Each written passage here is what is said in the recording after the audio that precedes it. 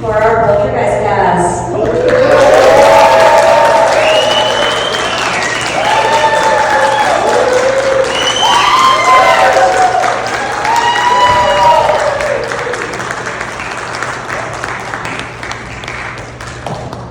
Welcome! It's good to be here with everyone. Welcome, gentlemen. Welcome to Days of the Dead. So happy to have you here. So excited.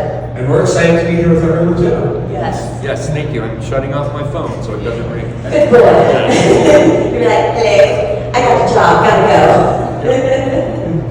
So I need to start this off with talking to you.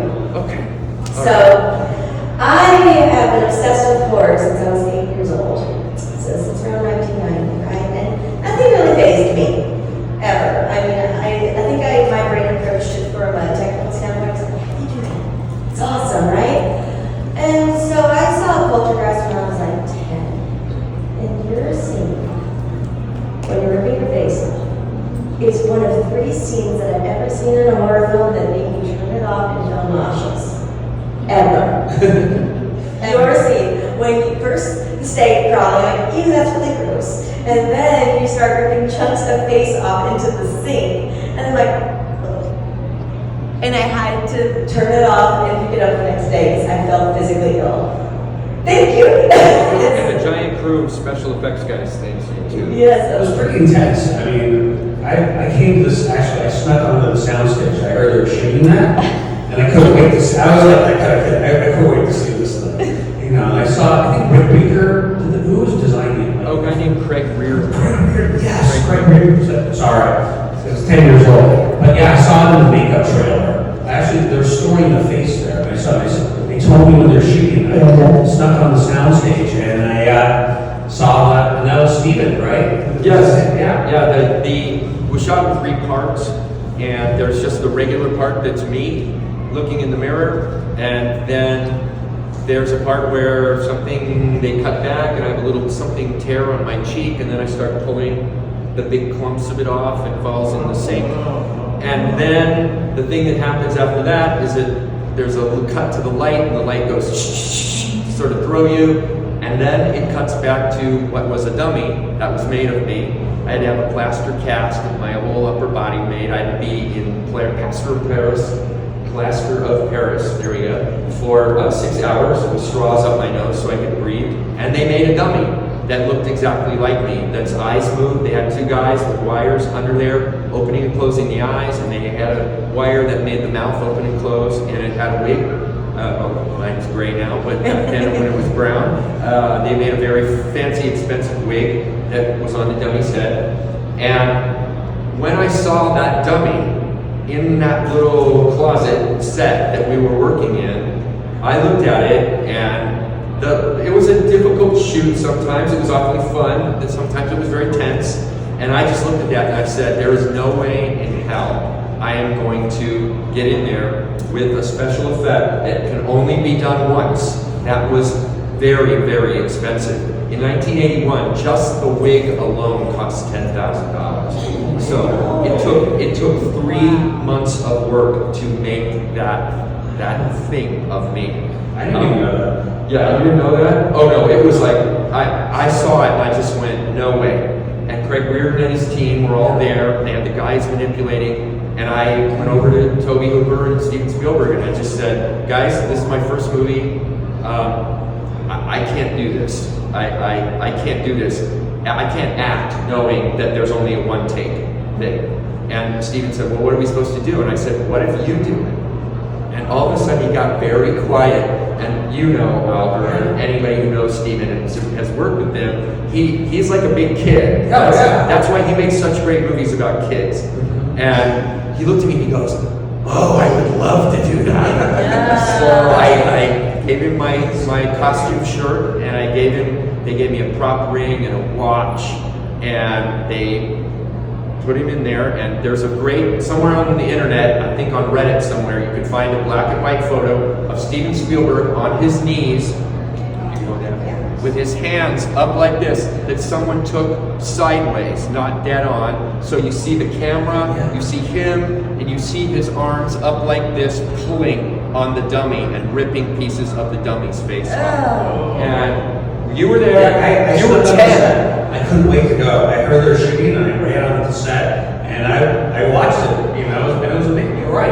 And he was underneath with his hands, and he was taking them apart. And he got so excited. When you watch the movie, you can see him just ripping pieces of flesh off. And they had 2 guys on either side with hot blow dryers, old-fashioned blow dryers with the long tube. And they pointed it because in the dummy's face was like chunks of Jello, soft Jello, and like other things that I won't talk about, but like movie blood. And they pointed those things at the dummy's face. So that's why it looks like it's starting to melt and fall off in chunks. There are cutaways to big things going plop in the sink. And that was the hot air from the blow dryers making all this, the little prop stuff that they put stuff in the dummy's cheek. So that was how that was done. And then, if I could just, there's a part 3 of this, which is they called me 3 months later, and they said, we cut the film together, and there's a piece missing. We need to see you tearing at something so that when we cut back, the face is being torn off. So I said, okay, and I was in a play, and I had had a butch haircut, like old-fashioned, and all my hair was gone, and I said to them, I don't have any hair right now, and they said, well, that's okay, we saved the dummy's hair. So we set that in the closet, we've been holding it in case of emergencies, like this one, so they put the wig on my head, put me back in my costume, and they put a big giant prosthetic on the side of my face that was filled with goop and gunk and stage blood, and then they sealed it all up, and they set me down to the camera, and the moment the cinematographer looked in the mirror and had the setup, he turned to everybody and he said, they put it on the wrong side of his face. And I was like, oh my God, because it was 3 hours to put it on. So they went downstairs, they scraped everything off, and then they put it on the other side. I went downstairs, and having seen Steven 3 months before rip away, I knew that gave me permission to do it. Yeah. So when you see me tearing the first time, and then I start just pulling stuff off, and then they cut away.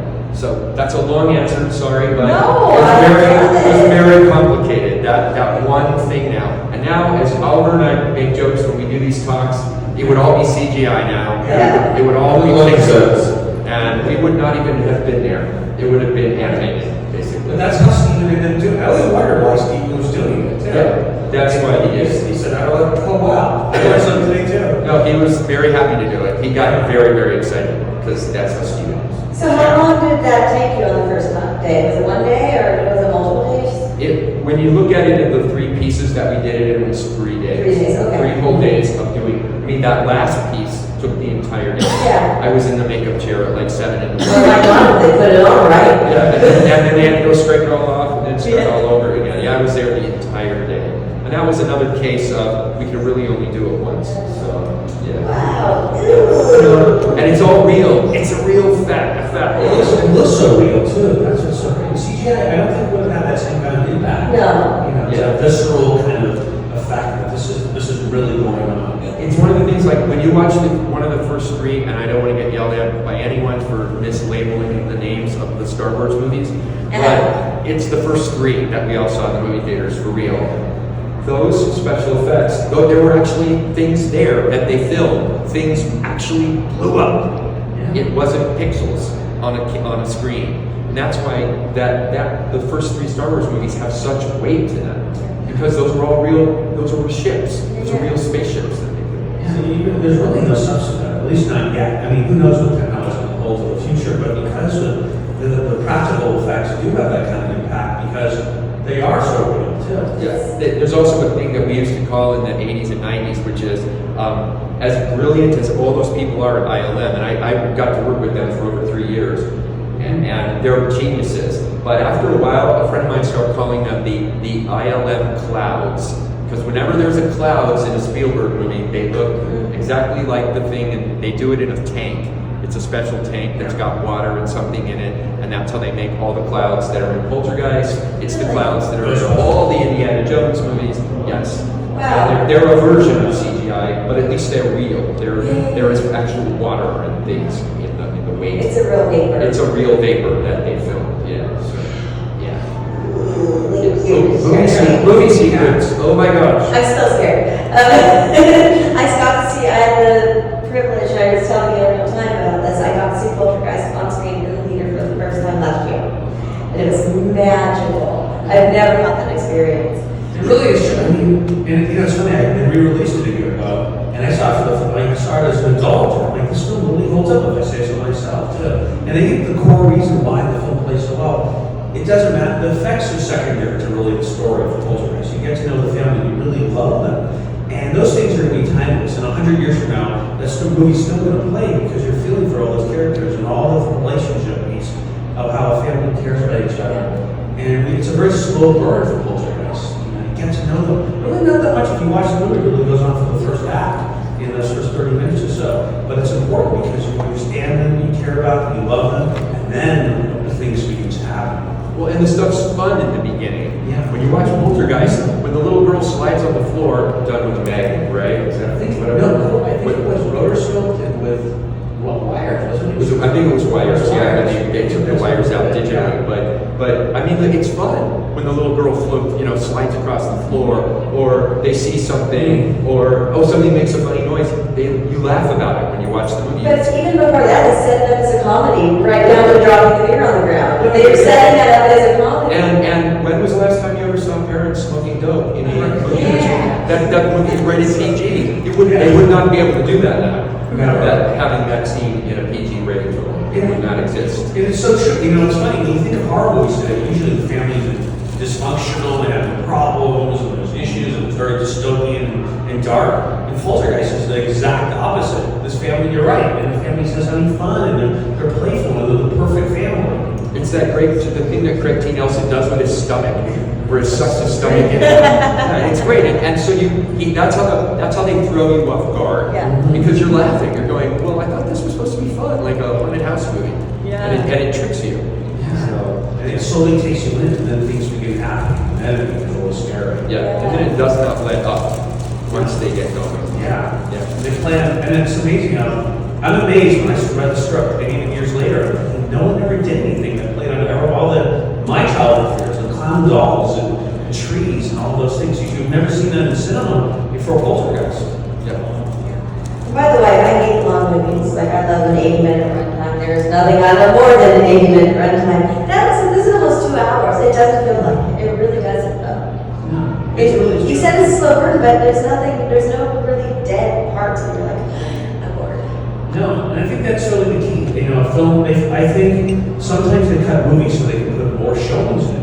And I think you really should cut them for how they feel. And if it plays well, you can have a 3-hour movie that you just sit there and you love and you get into. And you can have an 80-minute movie and you feel like, wow, it feels like 3 hours. Yeah, it's true. You know? It's true. Okay, so one more question for you guys before I throw it out to the audience.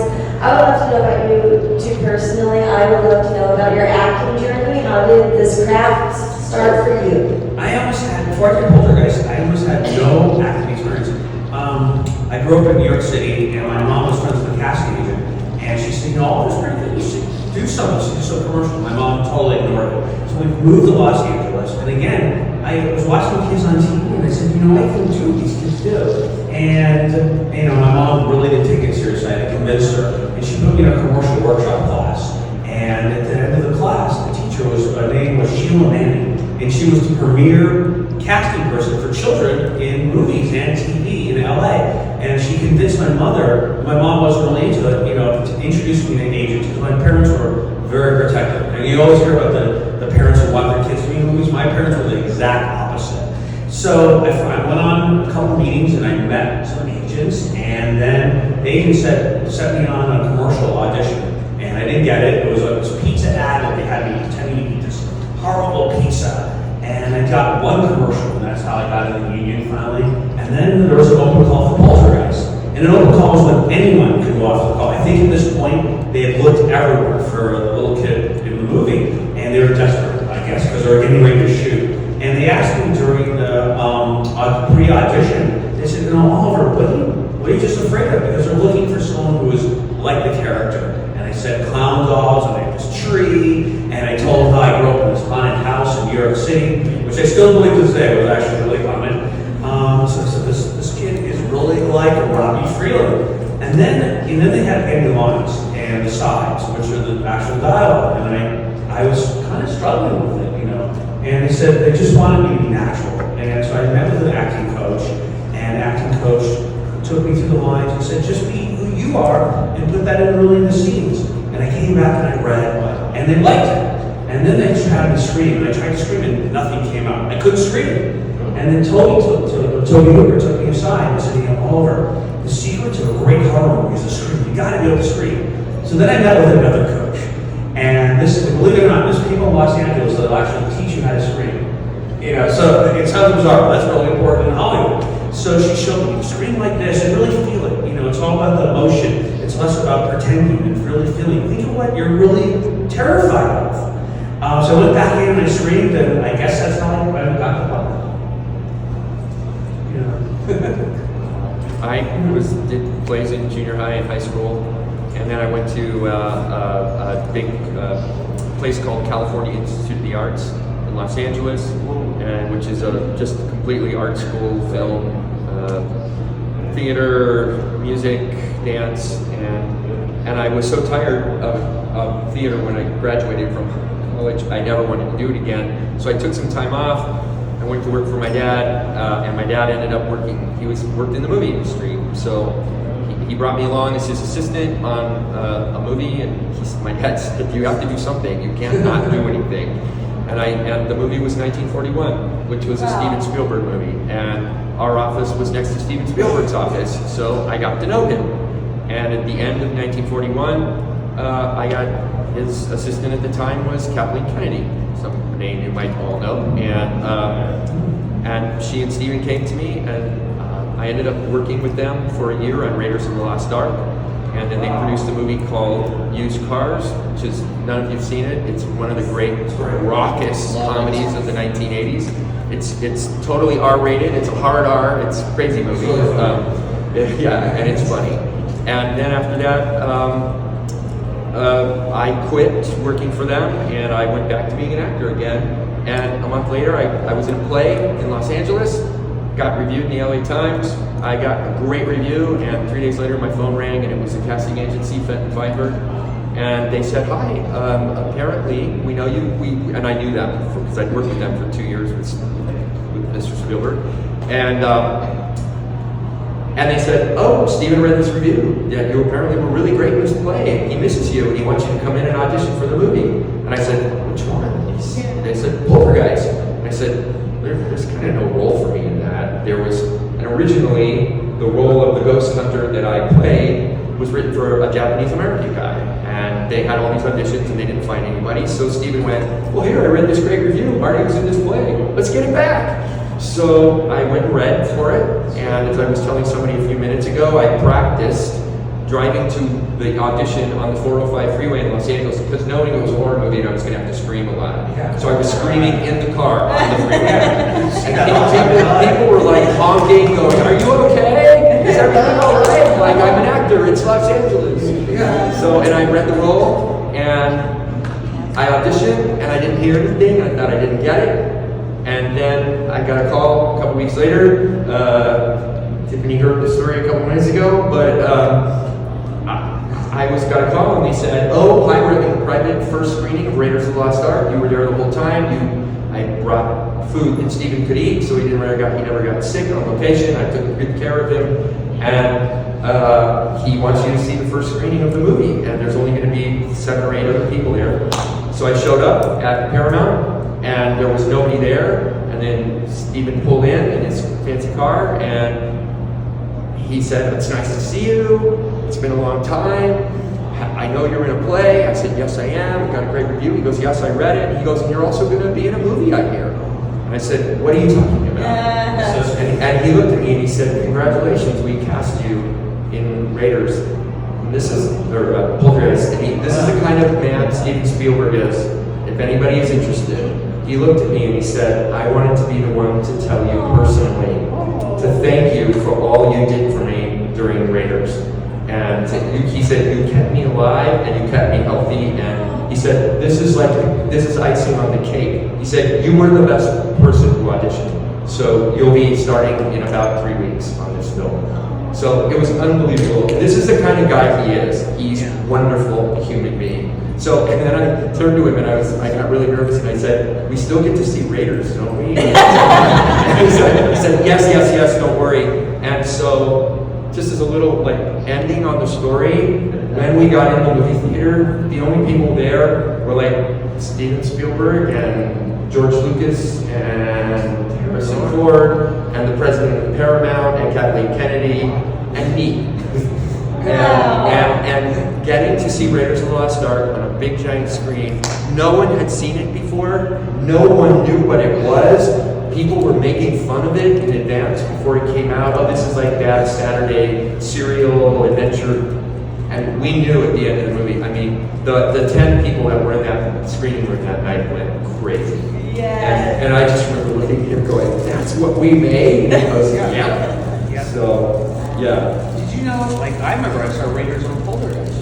Where Steven said, I made this little movie, and everyone was invited to just go see it at lunch. He didn't mention what it was, and some people showed up, and they showed it in the big screening room at MGM. And I watched it, and when the lights came up, Steven was sitting behind us, and I guess we wanted to see what we all thought. And I was like, I walked up and I said, that film was amazing.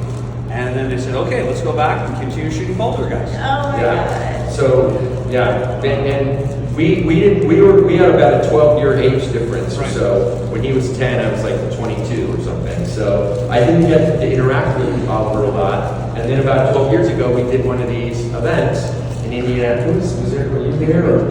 Yeah, you were. And I'm like looking at it going, Oliver. Only I called you Ollie because that's what you were when you were a kid, and now he's Oliver. And since then we've done several events. And 2 weeks ago we did London Comic Con together, and signed autographs. And it's a lot of fun just hearing what people think, because at that time there was no social media, and I always wondered, what are people thinking about this movie? What are they feeling? And it's so great years later to hear what kind of impact this movie had. 40 years from 82. Yeah, because we get told so many people, oh, I saw this when I was a kid with my parents, or I watched this on television, or your story, or you watched it up to a point, and somebody else told me a story yesterday that it was like they were wandering in a friend's house, and the dad left the TV on, and all that he saw was somebody pulling their face off on TV and ran screaming out of the room. I thought you said all you could see was static. But I mean, we forget that Poltergeist was the fourth highest grossing movie of 82, right after E.T., and I think there were a couple of super famous movies, but we competed with E.T. For those of you who weren't around then, the Life magazine and Time magazine and Newsweek, those two movies were on the cover of everything, and it was called The Summer of Spielberg. And everybody went crazy. And back in the time where there weren't gigantic multiplexes where they could show the same movie in 10 theaters, they would only show it like in 2. And you would wait 6 or 7 hours outside the movie theater to see it. Hours. You'd wait in line. I saw it at the Cinerama Dome in Los Angeles. And you would wait 6 hours in line to see a movie. And you were happy. You were so excited. You were happy. I did that for Empire. Yeah. I remember I saw it. I waited for like 4 hours to see Empire when it came out too. Yeah, and they used to do really fun things. I know this is kind of off topic, but when The Exorcist opened in Los Angeles, it played in one theater. You can't even imagine that. Westwood, right? In Westwood. Yeah. And on the side of the movie theater, huge movie theater with 3,000 seats, like a movie palace, basically. And when you were waiting in line, what you did was you looked up on the side of the building, and they had built on the side of the building the window that's in the advertisement. They had a light in the window, and they had a fan inside with the curtains blowing.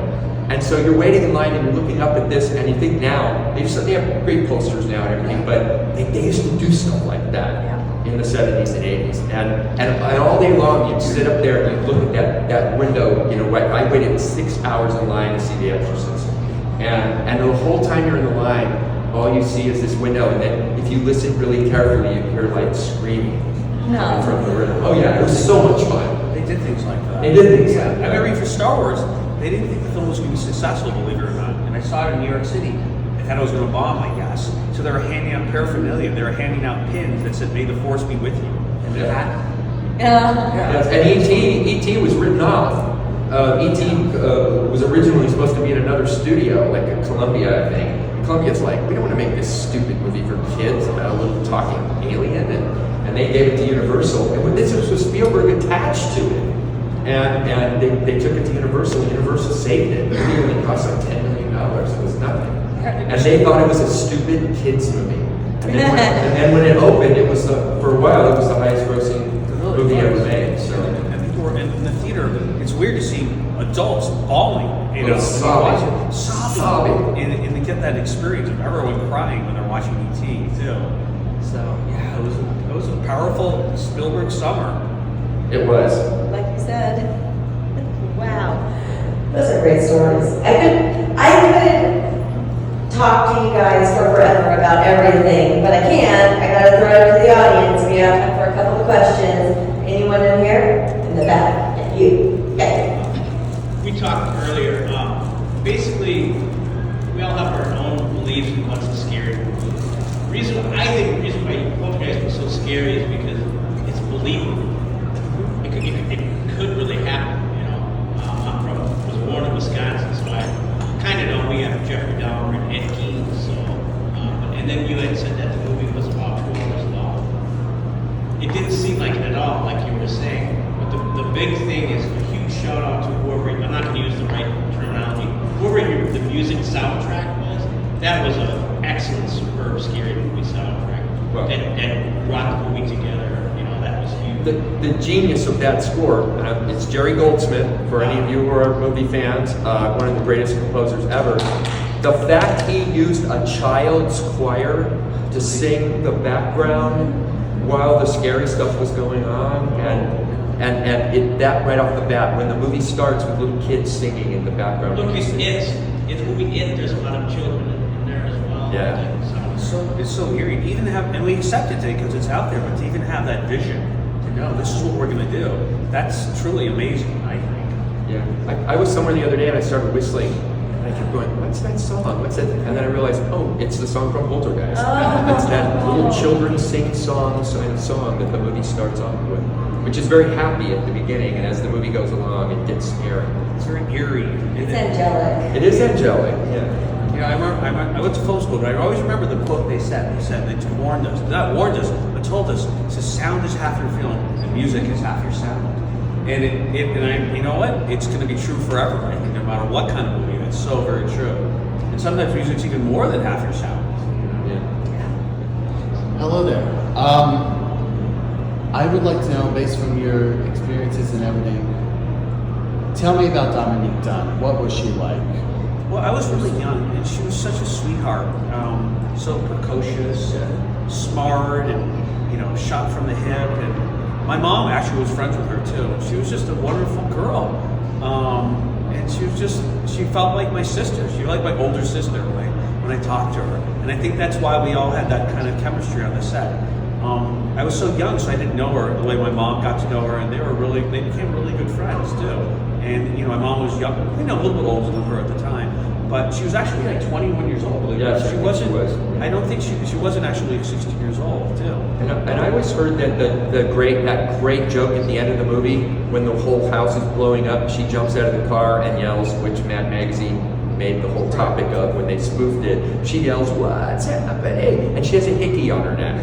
And you're like, it's one of the most great jokes. Like in jokes, the world is literally falling apart, and she gets out of the car, and they focus on that hickey too, which is just great. And I think I'd always been told that that was her idea. Really? Yeah, that when she jumped out, she was like, "Oh, I want to have a hickey," like I was on a date with somebody. And it's great because it's so human. These things would happen during the apocalypse. You'd be focused on that. Yeah. And that's what makes it so funny, because you can laugh at those. Even in the craziest moments in life, you're going to have those kind of moments. Yeah.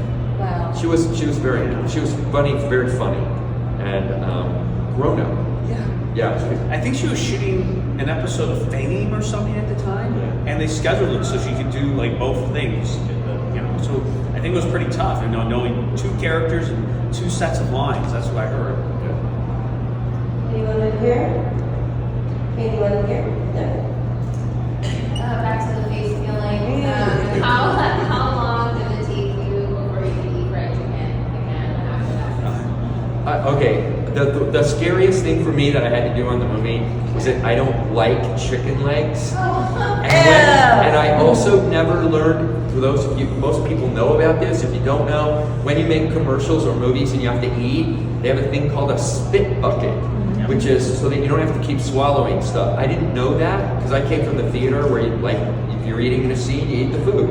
And so I kept eating those chicken legs, and I kept getting more and more nauseous. Because I just don't like chicken legs. And they were like, and finally, I think Steven brought it over to me, and he goes, we do have a bucket, you can spit that out, and you don't have to keep doing it. It was a while. It's kind of, I never wanted to see one again. Because I think that scene was really hard because they have these things called key lights on movie sets where the light is in the right place, and that's why it takes hours to put the lights up, and then they give you marks on the floor. And if you watch that scene again, I have like 5 marks that I have to hit when I walk. I have to open the refrigerator, and then I have to go to the sink, and then I have to go to the window, and then I have to go to the table, and then I go to the stove. And I was so nauseous from the taste of the chicken that I kept going, and I had to keep going, cut, you missed your light again. And at one point, Spielberg came over to me, and he goes, you're from the theater. It's the same in the theater. You look for your light. What's wrong with you? And I said, I hate chicken legs. And I said, and I don't like steak either. And I have to, and the steak that I got out of the fridge was a real gross steak with blood in the package. I was finally, he finally and Toby Hooper just said, just go in the corner for a minute, take a breath, and we're gonna do one last take. And then that one, because Toby was always so calm, and Toby was just wonderful, wonderful guy. And the next time I did it, it was perfect, and they said, hooray! And the steak moved, by the way, because they had in the grout on the counter, they had a special thing that looked like grout, but it wasn't, and there was a guy under there with chopsticks, and he stuck the chopsticks up through the grout and moved the steak like this across the counter. And then when it got to the mark where he had to stop, there was another guy who had this huge metal syringe that was filled with gunk and blood and stuff that looked like bad rotten meat.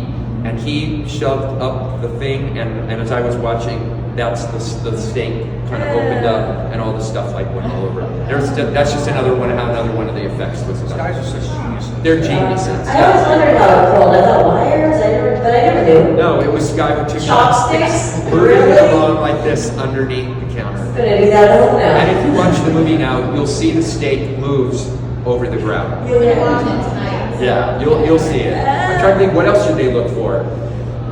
The tree, when the tree eats him. He's in the tree. I guess this is the big special effect, how it ate me.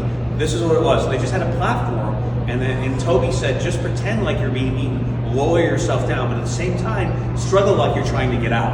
And that's all the effect was. And they sold it with the sound design. Yeah. So there really wasn't any big effect. It was just being on the platform, just lower yourself down, but at the same time trying to look like you're trying to escape it. So I guess it was all opposite. It was actually. There were often times we had no idea what we were going to see, because like when the ghosts come down the stairs, there was nothing there, and we're all like, what do we do? And Toby Hooper goes, it's the most beautiful thing you've ever seen. And so the 8 of us were standing there in a room looking at absolutely nothing. And imagining different things. And imagining different things. And when we had to open the door to go in the room, and all the stuff's flying around and the music's playing, and it's like bagpipes or something, I think. And Steven Spielberg was standing behind the camera with a laser pointer going, look over here. Now everyone look here. And then when the compass goes into Beatrice Straight's face, he goes, Beatrice, the compass is coming in your face, like this. And then, okay, now the record player's going. And we were all just standing there, and we just, after we took the take, and they go, well, that was great, we all started giggling, because there was nothing there. I giggled when I saw it. The record player did that. The record player always makes you laugh. The record player is supposed to make you laugh. Like Oliver said, even in the scary moments, there's little things that make you laugh. The compass always scares me when it flies right in your face. There was such a sense of irony to that scene with the look on Craig's face. He says, it said, how long did it take to make the entire move of the car? And says, 7 days. It was amazing. And the look on Craig's face was, And then he opens the door, and the whole room is just flying like around you. So. I think it's just that sense of irony was so great, and that sense of comedy and so horror. Yeah. Well, and Oliver has this great scene with Beatrice Straight, who was like, you know, we were all kind of blown away. She just won an Academy Award a couple years before that for the movie Network, and she won Tonys in New York, and she's, you know, and all the rest of us are, you know, we're just like working actors in LA, and the movie smartly knows that after a lot of big giant stuff, there's a very long quiet scene where Beatrice Straight explains to Oliver who those people are. And it took lots of takes. Yeah. And the whole tone of the movie changes for, I think it's almost 5 or 6 minutes, that speech that she gives. And it was hard, and she had a hard time with that. That was a lot of words that she had to do, but she did it all to you. And every time I watch the movie now, and you have this most look on your face when she's whispering. And Toby had said, I want the entire sequence whispered. Yeah, that was We all were talking like this in that scene because he said the audience needs a few minutes to chill, to decompress from all the stuff they've been watching, and plus some big stuff is coming up. So let them think they're off the hook for a few minutes. And I love that scene, and your response to her, that look on your face when you're like, what did you say? Something like, and I was afraid, because it was so childlike. A lot of movies today, you know, they put adult words in a child's mouth, but it was really sound like a 10-year-old, and I was so concerned that the bullies could be upstairs. yes, I remember that. And I said, they could be upstairs right now, you know? And it was so human. So don't you say something about your grandparents or something? Or Yeah. Like something they could come and get me. I don't remember the exact dialogue. You could throw a rope, and I had this whole plan in my mind, you know, how we could rescue everything. Yeah. And I just love it because it was just through a child's perspective, and that's exactly what a kid would have said, though, too. I remember we were on set, Beatrice and I were rehearsing that scene, and she was so wonderful and so natural. My mom came up and wanted to talk to us. She didn't realize we were rehearsing the scene because it seemed so natural. We were just saying lines to each other. And, you know, and I didn't realize that was very rare, and I didn't even know she had previously just won an Academy Award. And she took me aside, and we were just alone, just rehearsing the scene, because we wanted to be so natural, and that's what she wanted to do with me. And I was like, of course, you know, we'll do that. And I think everyone was really on that set. And these are the best people at what they do, but they never let on. They had no egos at all, too. They just love the craft, what they're doing. Yeah, and one more little secret from the movie is that Richard Lawson in the movie, there's a scene where you see him working on a drawing of Carol Ann's hair going like this, and Richard, we had a day where there was lots of issues with the lighting in that room, and so, and I was just sitting there, and somebody came up, like Toby said something like, oh, I want you to be eating Cheetos, and I was like, okay, so that was Mad Magazine made a lot of fun of that, but Richard was drawing, and I was sitting there, I'm like, what are you doing? He goes, oh, I like drawing things. And I said, that's a really great drawing. And it was this one you see in the film. What happened was, Toby walked by and said, what is that? And he said, well, I drew a picture of Carol Ann, wherever she is, in the netherworld, in the TV. Wait, so the actor drew that? The actor drew that. Whoa. And Toby said, let's put it in the movie. And so there's a shot that starts on that drawing, and the camera pulls back, and it's Richard. And I said to him later on, I was like, that's so cool, they put your drawing in the movie. So that's how everybody was on that. It was as tense as it could be sometimes. It was also a bunch of people that really cared about each other, you know. And even the assistant director. He was this great giant guy named Pat Kehoe. I remember that now. It was great. Who was this kindest, and he would do things like when I said I don't want to do the face rip off, you need to do it, Steven, because I can't do that. Because if I wreck it, then we're screwed. And I looked over in the corner where he was like 6'4". Remember? He must have looked tall to you because you were a little kid. He was so kind. He was so kind, and he looked at me after I said that. I said, I don't want to do the effect. And I looked over at him, and he was across the room, and he went like this to me, behind his back. And later on he walked up. He said to me later, he said, you are absolutely right to say that to them. Because he said, all hell would have broken loose if you had done that wrong. And he was, but everybody was like that on the movie. There were no egos. Nobody was like, no, I mean, you could be I was really honest, and sometimes I'd say to Stephen, who wrote the script, I said, I don't like this line, and I talked to Toby about it, and I said, can I do things differently? And he said, just be a kid, do what you want. And I said, obviously, we have to hit these kind of these moments. And I one time asked Toby, I said, can I say this line? He says, no, you can't say that line because that's what the audience is thinking right now. I said, oh, because Toby was always anticipating what the audience was going to feel. So, but it was like that level of communication and honesty, and like we were saying, there were no egos. We were just making this movie, and we wanted to make it the best way it could be. Well, a lot of people, at the time, a lot of people objected to the face scene because it's like a PG movie, and it's pretty gory. So is Jaws. And so was Jaws. And as Alfred Hitchcock did with the movie Psycho, where he, sorry, spoiler alert, where he killed off the really super famous actress who was in the first 20 minutes.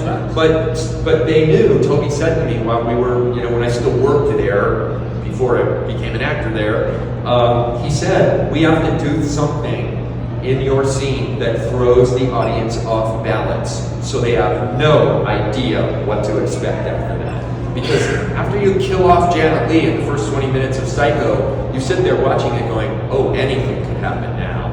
And Toby said that's what he wanted. He wanted, because the rest of the effects, first they're fun, then they get a little serious, and then it's scary, and then bad stuff starts happening, and then there's a long kind of quiet, he said, and then you get up to go in the other room, and he said, we just need to pull a rug out from under them, so that for that last hour, they have no idea what's going to happen. He was always thinking about it. And Steven's that way too. Yeah. I heard he's always got in his brain, he's like 4 projects in. So like he's always like planning his next project before he even starts the one he's about to start. Spielberg? Yes. Oh yeah. While we were working on Poltergeist, he was already working on a movie that we called A Guy Named Joe, which was a remake of a 40s World War II movie that later on became his movie Always with Richard Dreyfuss. There's a clip of that in the film, in Poltergeist, actually. Too. There is a clip of it on the TV, Yeah. and he was also working on something else with the guy who created the TV series Family Ties, and then he was worried about the next Indiana Jones movie, and yeah, they were already planning Indiana Jones 2, and yeah, he's always got 17 things going on in his head, so it's amazing that he can focus. You know what? And Oliver feels the same way. Like, movies are made for people to be entertained and to enjoy and to educate and to make people laugh and cry and be afraid. And we're so lucky to have been in a movie that kind of, in a way, does all those things. Yeah. And it's so hard to make any film, even like a bad film. As I've learned to made a couple, that when something goes so right, like Poltergeist, it's a miracle, and that has the test of time. And when 40 years later, we're still talking about this movie, which is amazing. So my real question is, if you could give your characters one piece of advice, what would it be? I know for you it would be like, stop picking at it. Yes. For me. It's like you're hating. It's like, stop. Or be a vegetarian. That would be yeah. I would say invest in rosemary and sage to avoid all the things that are going to happen, all the crazy things that are going to take place with attack on trees and clown dolls. I think I really would invest in some protection here too. Well, especially in part 2. Oh my God, yeah. Like, come on, you did.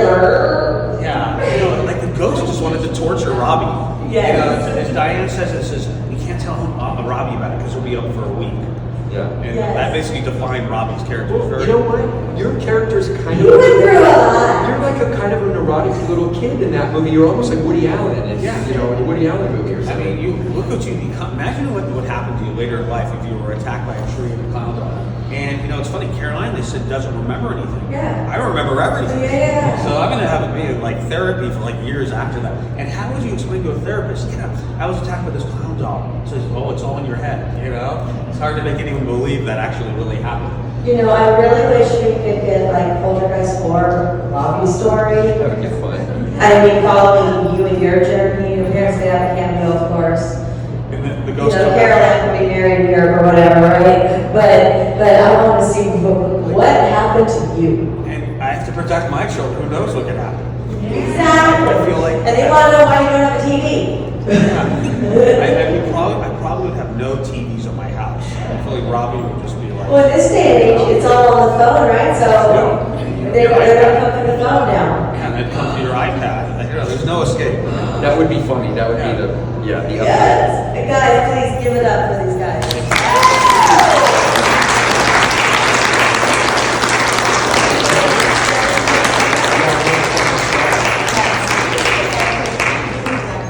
Thank you all. Yeah, thanks, Just guys. like the apparatus. Thank you all.